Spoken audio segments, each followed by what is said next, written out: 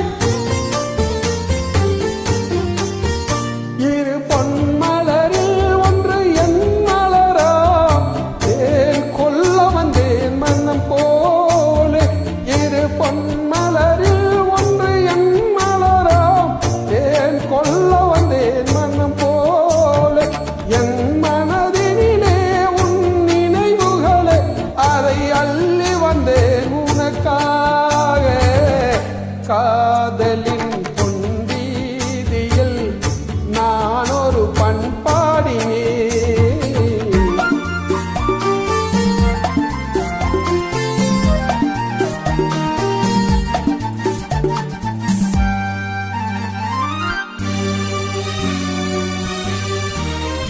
விழி ஓரங்களில் சில நேரங்களில் வரும் பாவங்களும் கவியா